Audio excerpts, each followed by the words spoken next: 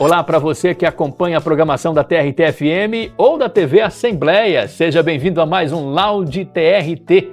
Hoje eu converso com uma multiprofissional. Tá na TV, tá na área da cultura, Nariel, e ela vai falar o sobrenome dela porque eu vou enrolar. Nariel, seja bem-vinda. Obrigada, Nariel Yatskill.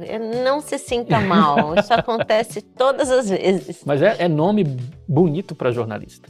Né? Um nome assim Eu que gosto. imponente, né? Nariel, como é que chegou ao jornalismo? Antes do jornalismo veio a cultura. Me conta um pouquinho de você. Então, começou cedo, né? Uma amiga me convidou para fazer uma oficina de teatro. Eu tinha 11 anos de idade. E aí eu brinco que o bichinho do teatro me picou e me transformou. Daí nunca mais eu saí dessa área, né? Por conta disso, eu fui fazer faculdade de radialismo.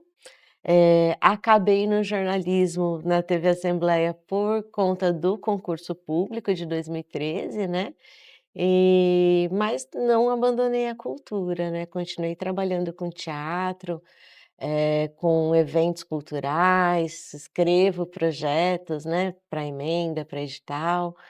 E porque, como eu disse, o bichinho da arte, da cultura, quando pega a gente, parece um vírus que mora para sempre. Eu acho que 90% dos comunicadores têm esse tino também para a cultura, né? A gente pode perceber muito isso. Como é que é ser conquistada pela cultura lá na infância? E como é que é passar esse tempo todo, um tempo de carreira e chegar até aqui hoje? Um panorama, de lá para cá, o que mudou? Nossa, eu acho que mudou o jeito de fazer, né. Como eu amadureci ao mesmo tempo que amadureci a minha arte e a minha profissão, né. Eu comecei muito criança, passei a minha adolescência inteira fazendo teatro, e eu vou dizer teatro amador no sentido de quem ama o que Uhum. faz, né.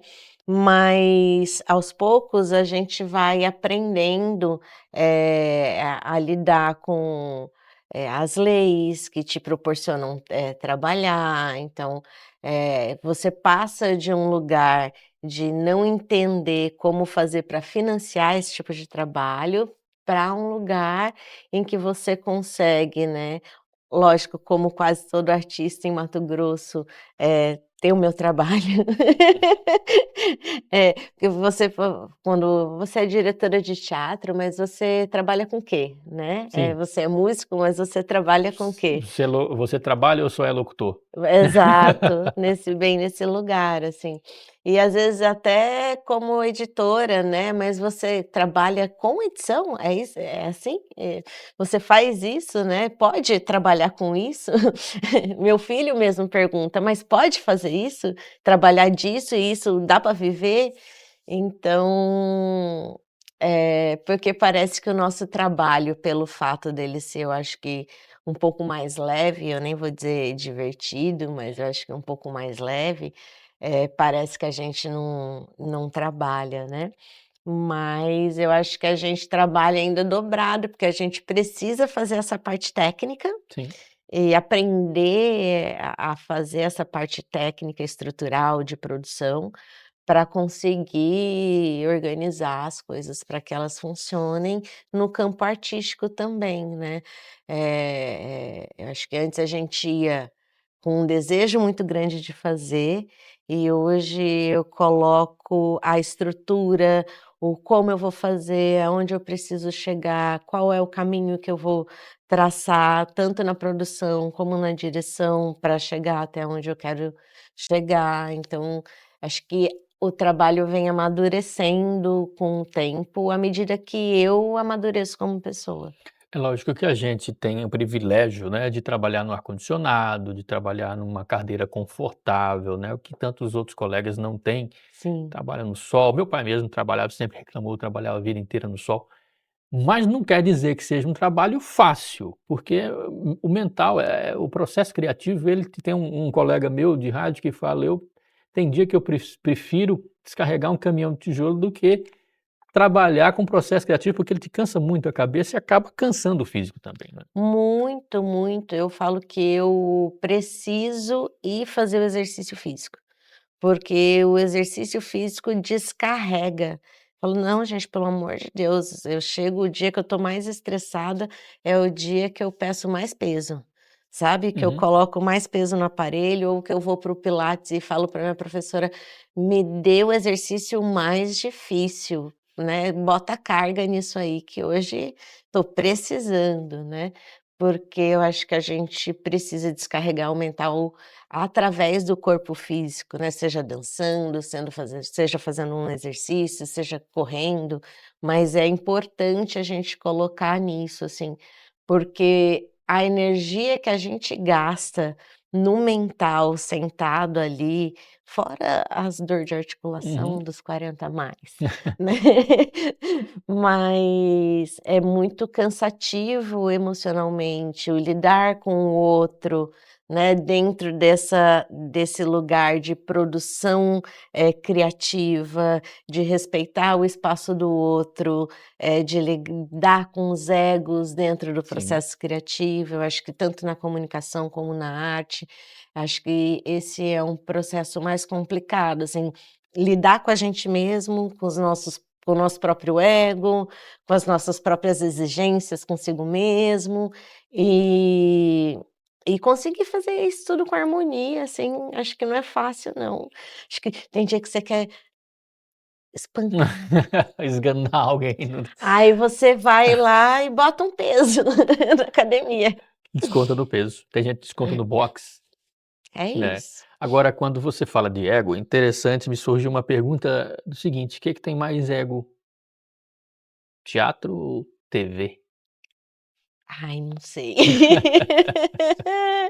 Ai, acho que essa é uma pergunta, você me coloca numa situação muito complicada, porque ou com um ou com o outro, eu vou ter que continuar Uhum, trabalhando sim. hoje e amanhã, então Então prefere ficar neutra, é, eu acho que tem egos inflados em todos todos os os lugares. lugares, né, eu acho que não é uma questão de profissão, é uma questão de personalidades, e a gente precisa aprender a lidar com todas elas.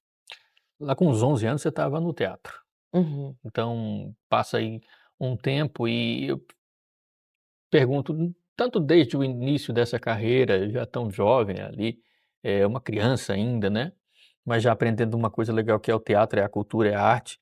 Até hoje, o que que te marcou mais? Tem alguma peça que te marcou? Tem alguma coisa, algum trabalho no teatro que te marcou? Eh, eu acho que tem alguns momentos que me marcaram bastante. Desculpa. Ainda na minha adolescência, lá pelos meus 18 anos, eu passei por a gente estava estreando, a gente fazia uma trilogia, tinha um grupo de teatro chamado Catarses, e a gente fazia uma trilogia falando sobre as torturas. Então a gente começou falando sobre, a Idade Média, as torturas da igreja, né, com as Uhum, bruxas, enfim. Depois a gente fazia uma exposição antes da peça, que a gente era bem megalomaníaco. uhum. E aí depois teve a peça da ditadura militar, enfim, e a gente foi caminhando. Eu não me lembro se na primeira ou na segunda, montagem, a gente eu sempre fui muito nervosa e muito: "Ai, quero fazer e vamos fazer", e pega as responsabilidades, eu sempre fui meio produtora, acho que desde de menina, assim, né, acho que as mulheres são um tanto produtoras, porque são, educadas para organizar. E eu estava muito doida, eu fazia iluminação também nessa época, estava começando a aprender a fazer iluminação, então eu estava bem doida, porque eu tinha que entregar. E e aí tinha uma caixa cheia de programa de bolso, que era para ser entregue para as pessoas, para o público na hora que eles chegassem. E eu olhando para aquela caixa de programa de bolso e para o menino em cima da escada afinando o refletor, e eu precisava fazer as 2 coisas, e a galera sentada numa rodinha de 3, 4 conversando. E eu, com a educação que a minha mãe me deu, Ah.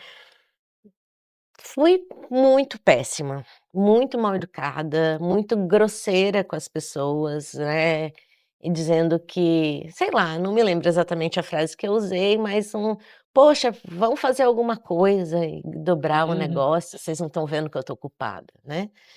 E quando a gente terminou o espetáculo, foram acho que 3, 4 dias, daí na outra semana a gente teve um ensaio, um encontro para fazer a avaliação, e todos os meus colegas comentaram sobre esse meu momento de estresse e nervosismo, em que eu fui muito grossa uhum, com todo mundo.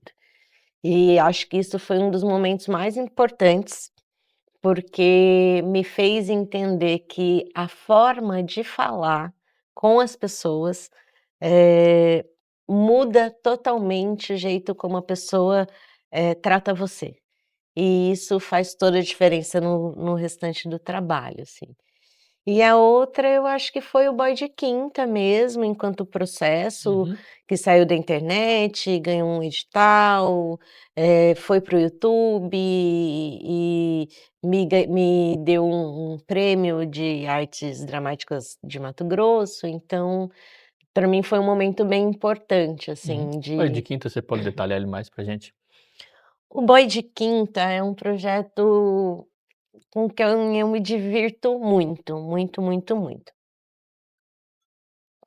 Boy de Quinta é um projeto que fala sobre boys de quinta categoria, Uhum, né, meninos, homens que na verdade são meninos e que têm comportamentos, de quinta categoria. Então, a ideia era contar fatos engraçados.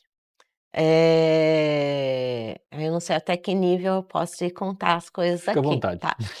Mas a gente teve, tipo, um episódio sobre higiene, Uhum, né, que é a gente conversando entre as eu acho que eu soltei uma caixinha no YouTube, no Instagram, perguntando e as meninas foram me mandando várias coisas, contando de meninos que não fazem a sua higiene pessoal, uhum. não cuidam do menino lá de Geralmente baixo. exigem cuidado do outro, Não, mas querem tudo lisinho, né, aham. tudo lindo, maravilhoso, unha feita, mulheres maravilhosas, sem celulite, sem estria, Uhum, mas assim, literalmente não conseguem limpar a própria bunda. uhum. Então e não foi tipo um comentário, sabe, Geralmente foram são vários. muitos comentários, foram comentários suficientes para gerar um texto de 30 minutos. Então, só que aos poucos as pessoas começaram a me contar coisas que não eram engraçadas, Uhum, que eram violências físicas, psicológicas, patrimoniais, e começou a ficar um pouco pesado para mim também. E a partir disso a gente montou a porque ele saiu do Instagram, ele ganhou os programas do YouTube que tinham entrevistas, e tinha com mulheres que eu achavam, né, relevantes para a gente tratar sobre esses temas, e também continuavam as histórias que eu contava. E nessas histórias que eu pedi para me mandarem, foram histórias muito fortes, assim, muito pesadas, que às vezes eu não sabia sobre amigas próximas uhum, minhas. Então esse programa mexeu muito comigo para entender o quanto que a violência contra a mulher, ela é muito maior do que a gente imagina. Então, assim, amigas de infância que me acompanham até hoje, e é tão difícil falar sobre isso, que elas nunca tinham me contado. Então, o que era para ser uma coisa engraçada ficou uma coisa bem pesada, assim, né. E aí, a partir desses episódios também a gente fez uma performance em teatro, que essas foram gravadas, e aí a gente fez uma performance teatral que ganhou o prêmio da MT Escola, né, aliás, acho que é da MT do Flávio lá de teatro, sim. que é uma performance que fala sobre como a gente olha para o corpo feminino, como posse, como um objeto que a gente pode fazer o que quiser com ele, como se a gente não tivesse, nós mulheres, poder sobre o nosso próprio corpo e da necessidade da gente tomar posse do nosso próprio prazer, do nosso próprio corpo, das nossas próprias realidades, de quem a gente é, né. É recente que a gente não tem mais Uhum. dono, Sim. né, então eu acho que ainda é muito necessário que a gente se coloque dessa maneira. Então acho que o boy de quinta começou ali como uma coisa de piada e de repente tomou uma proporção gigantesca, né, porque você deu Sim, lugar de fala a sim. essas mulheres. Isso já chegou à sua concepção também? Sim, sim, porque elas puderam ouvir a história delas em outros lugares, histórias que elas mesmas não tinham coragem de Uhum. contar. E aí como houve um compartilhamento, é bom saber que outras pessoas também estão passando por coisas semelhantes, que eu não estou sozinha, Sim. e aí talvez a consciência venha de que precisa se dar Que um é basta. necessário, é difícil dar um Uhum. basta, né, as violências são constantes, são pequenas, são no todo dia, então a gente dá um basta, a gente vai falar: "Chega de violência", é muito irreal, sabe, eu acho que é até imaturo para a conversa, porque eu acho que muitas vezes soa tão natural para os homens e para a gente, a perpetuação dessas pequenas violências do dia a dia, que às vezes a gente nem enxerga que é uma violência, Sim. sabe. Por exemplo, você combinar um horário, pra entrega de uma criança, né, ou para buscar uma criança. E não fazer isso, ou se atrasar, isso é violência, porque controla o tempo do Do outro, outro.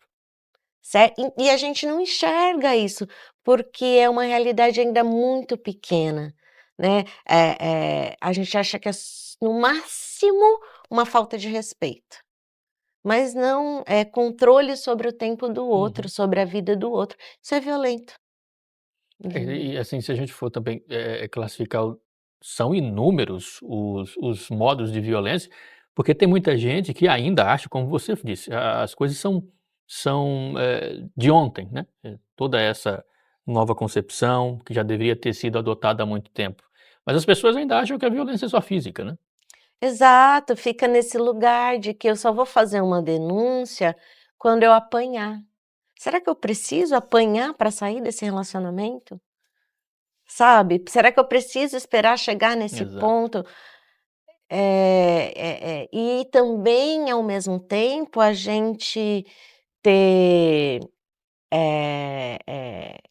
carinho e cuidado com essas mulheres que estão sofrendo violência, principalmente violência.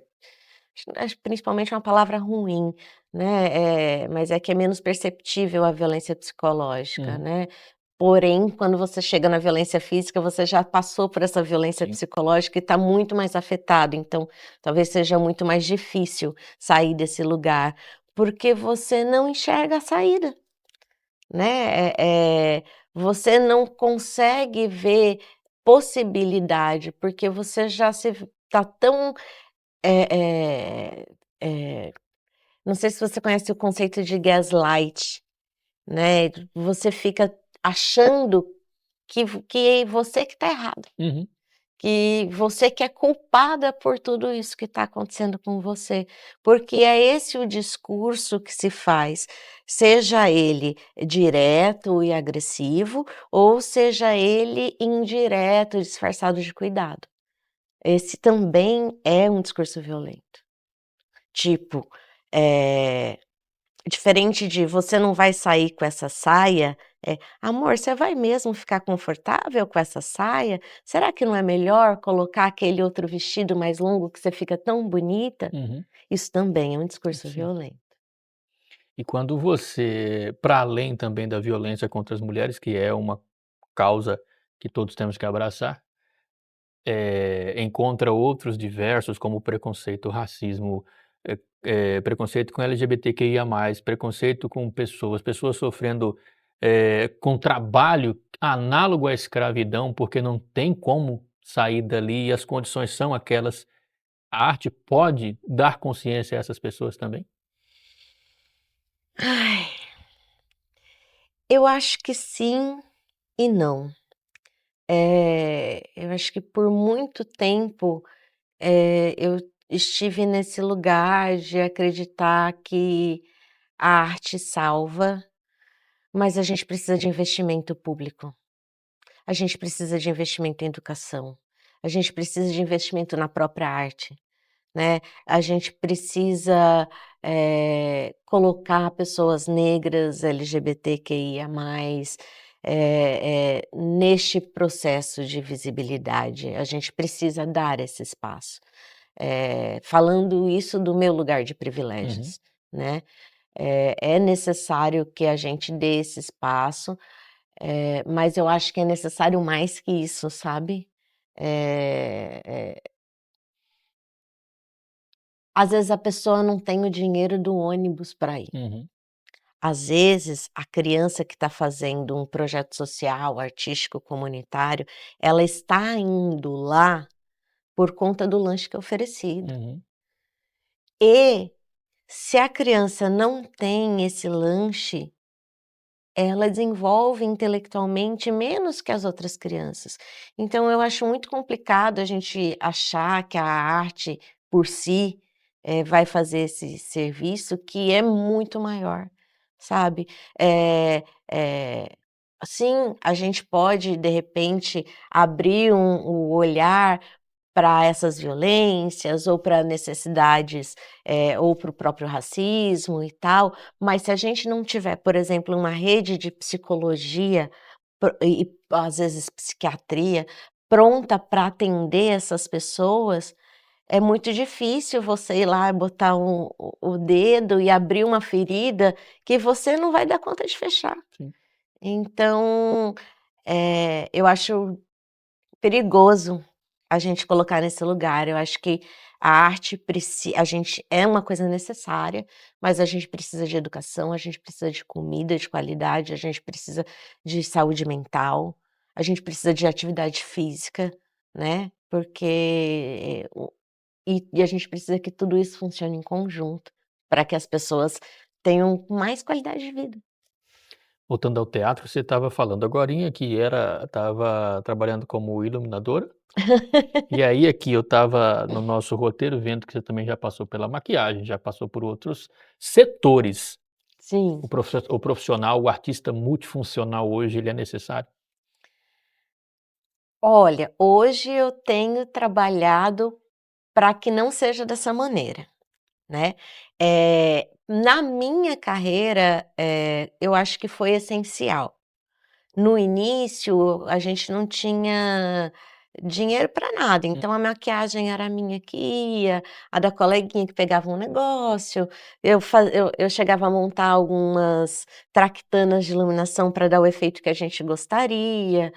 Eh, depois eu Mas hoje eu quero muito e tenho conseguido fazer isso, é de pagar cada profissional uhum. para que ele possa exercer o seu papel, o seu trabalho, com qualidade, né.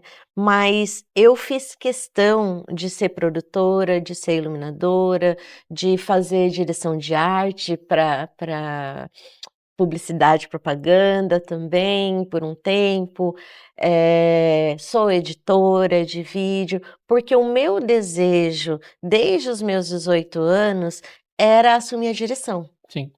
que é um processo que eu comecei a assumir dentro do Boy de Quinta e que vem com esse trabalho novo, né, da Memória Alice Realidade Uhum, Rosa, que é que acho que pela no Boy de Quinta eu já consegui, no segundo momento, pagar todo mundo, né, quando eu consegui pelo edital de cultura, né, e agora com o Memória Alice a gente consegue com um valor maior, uma equipe um pouco maior, apesar de, né, ter estar trabalhando como diretora somente, não como atriz uhum. diretora, né, que foi meu papel nesse projeto. Então, hoje, eu acho o que eu acho importante é que essas pessoas têm uma qualidade maior, porque quando você transita por outras áreas, o seu número de sinapses mentais vão Sim. funcionar mais rápido para e ter um número de criatividades maiores. Mas se a pessoa consegue e pode trabalhar sendo bem paga na sua área especificamente, eu acho incrível. Sim, essa é a realidade. O que eu até queria dizer é essa, porque você transitou por todas as sabe fazer tudo hoje, para ser diretora e entender de todas as áreas, então isso é interessante também em todas as profissões, né. É, porque era meu objetivo, o que eu quero ser? Eu quero trabalhar aqui, organizando todas as áreas, então eu preciso entender como funciona cada área dessa, né. Então, para mim foi muito Uhum, importante, mas eu acho que, talvez a pessoa que consiga focar na área dela até o final, ela tem uma qualidade de trabalho dentro daquela área específica muito melhor que a uhum, minha. Eu sou uma editora de telejornalismo, né, um montador de cinema que só monta, com certeza tem muito mais habilidade uhum. que eu para montar. Uma pessoa que só maquia tem muito mais habilidade na maquiagem do que eu tenho, né. Então, hoje eu consegui estar cercada de mulheres maravilhosas, que foi uma das como a gente estava falando da necessidade de colocar essas minorias, né, em lugar de ascensão, então a gente está com uma equipe que é toda feminina, né, a maquiadora, cenografia e figurino, iluminação é uma mulher, né, a gente tem um homem trans na equipe, que é a nossa única exceção, mas fotografia é uma mulher também, todas as áreas de trabalho, a nossa produtora é mulher, e são 3 atrizes em cena, então foi uma das coisas que a gente quis para o projeto enquanto, posicionamento político, de se fazer, mas também pela qualidade técnica e artística de Uhum. cada uma das pessoas que estão dentro desse projeto comigo e que fazem isso especificamente, né. Há pouco menos de um ano, a Flávia Pires, que é escritora da peça Memória Alice Realidade Rosa, esteve aqui. Sim. E essa trazendo o seu livro, né, para divulgação aqui neste mesmo cenário que é o Lounge TRT. Esse livro já havia a intenção de se tornar uma peça de teatro e isso vai acontecer agora, como você já citou. Como é que está a produção do Memória Alice Realidade Rosa? Então a gente está no início dos ensaios, né, da peça.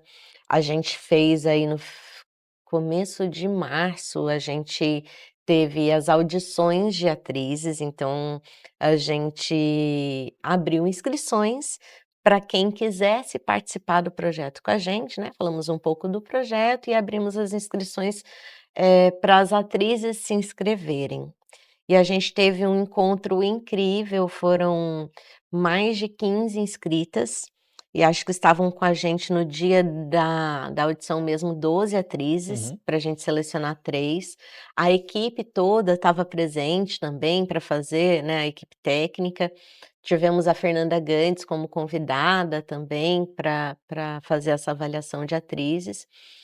E foi um momento muito, muito incrível, assim, acho que tanto para quem estava participando, para as meninas que estavam fazendo julgando, né, as atrizes que seriam selecionadas, e a gente escolheu de maneira unânime. Na conversa no final, assim, a gente já sabia quem ia ser a Alice, quem seria a realidade, quem seria uhum, a a memória, né. E a gente começou os ensaios agora recentemente, né, no mês de abril, a gente já está trabalhando e a gente estreia em 17 de setembro, 17 e 18 serão as apresentações lá no Cine Teatro Cuiabá, com a noite de autógrafos do livro da Flávia, né, com o lançamento oficial do uhum, livro junto com a peça. Eh, é um trabalho incrível da Flávia, é muito delicado. O livro fala sobre uma relação de uma mulher com a sua mãe, que faleceu, e como essa mulher está lidando com a perda, com esse luto, né, eh que é uma coisa muito complicada, porque aí dentro disso você vai abordando, várias coisas dentro do relacionamento dessa mãe e dessa filha, através das memórias, né, e da realidade que vão contrapondo ali e mostrando, pra Alice como é que foi essa relação dela com a mãe. E como eu tenho brincado, né, todo mundo tem problema com mãe. Uhum. Até quem não tem a mãe Hum. tem um problema com a mãe, né. Então, é um livro e é uma peça muito psicanalítica. Depois dos espetáculos a gente vai ter também conversa, né, com 2 analistas convidadas para a gente falar um pouco sobre o tema da peça, por isso que a gente vai também estrear aí no Setembro Amarelo, que é o mês de conscientização, né, sobre saúde mental e prevenção ao suicídio, enfim. A mãe da Alice, né, a Rosa, ela se suicida e a gente não diretamente, mas a gente fala sobre essas dores também de perder alguém. E é isso, estamos muito contentes, muito ansiosas. Até eu já estou aqui me preparando, já estou usando a minha agenda que estarei lá, Por com favor, certeza. por Ariel, favor. obrigado pela sua presença aqui hoje, foi muito maravilhoso bater esse papo com você, você ter tirado um tempinho da sua agenda para estar conosco, foi Imagina. muito gratificante, obrigado. Eu que agradeço a oportunidade de estar aqui, de falar um pouco da minha história, de falar sobre coisas que são muito caras para mim, como a importância da gente valorizar, as mulheres, o trabalho feminino e se entender como pessoas. Eu acho que está nesse nível ainda. E agradeço muito esse espaço, adorei conhecer você, conhecer aqui o Lounge TRT também. Muito obrigada. A gente que agradece. O Lounge volta semana que vem aqui na tela da TV Assembleia. Aguardo a sua audiência. Até lá!